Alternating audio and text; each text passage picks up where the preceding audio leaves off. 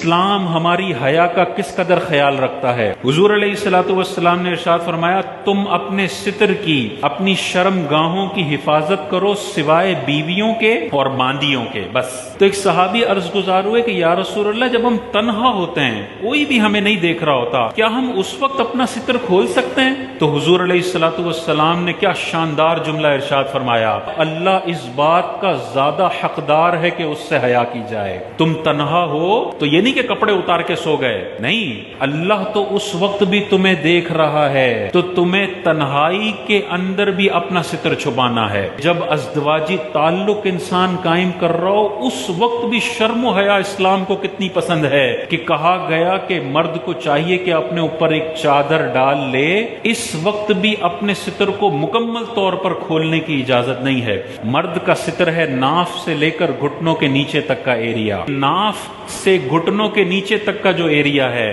وہ تنہائی میں بھی کھلا رکھنا جائز نہیں ہے، صرف جتنی ضرورت ہے۔ غسل خانے میں غسل کے لیے جاتے ہیں، استنجا کے لیے جاتے ہیں، بس جتنی ضرورت ہے اتنی دیر، یہ نہیں کہ ضرورت 10 منٹ کی تھی اور موصوف اندر موبائل لے کر گئے ہوئے ہیں اور 25 منٹ میں اندر برہنہ ہو کے موبائل استعمال کر رہے ہیں۔ یہ ستر بلا ضرورت کھولا جا رہا ہے اور یہ اللہ تبارک و تعالی سے بندہ حیا کرنے والا نہیں ہے کہ حضور نے ارشاد فرمایا لعن اللہ الناظر والمنظور الیہ، جو ستر کھولتا ہے اللہ تعالیٰ اس پر بھی لعنت فرماتا ہے اور اس کھلے ہوئے ستر کو دیکھنے والے بندے پر بھی اللہ کی لعنت پڑتی ہے۔ بعض لوگوں کی عادت ہوتی ہے گھر میں قمیض اتار کے ہی حضرت گھوم رہے ہیں، بیٹیاں بھی ہیں بیٹے بھی ہیں، لیکن ابا جی کی عادت ہے جیسے گھر میں انٹر کرتے ہیں قمیض اتار دیتے ہیں۔ اب اس میں بازو کا شلوار ناف سے تھوڑی نیچے ہوتی ہے، نیچے کا ایریا نظر آ رہا ہوتا ہے، یہ تو حرام ہے۔ جتنی دیر یہ گھر میں حضرت ٹہل رہے ہیں یہ حرام کام کر رہے ہیں، اور اگر ناف تک چھپا ہوا بھی ہے تب بھی بلا ضرورت یہ اوپر کا ایریا کھولنا مناسب نہیں ہے۔ انسان بڑا عجیب سا لگتا ہے آدھا ننگا ہو کے،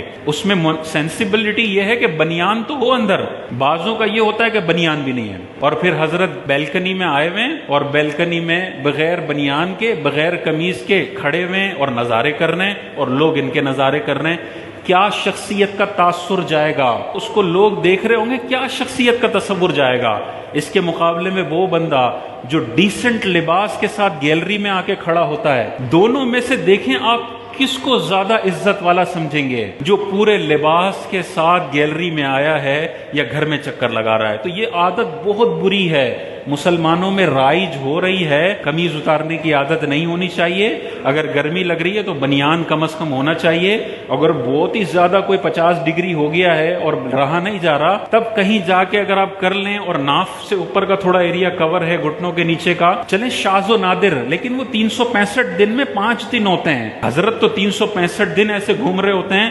مناسب نہیں ہے۔ بچوں پہ بھی برا اثر پڑتا ہے، ننگ پن آتا ہے گھر کے اندر، بچیوں پر بھی برا اثر پڑتا ہے اور ایک گھر کے اندر عجیب و غریب ماحول ہوتا ہے۔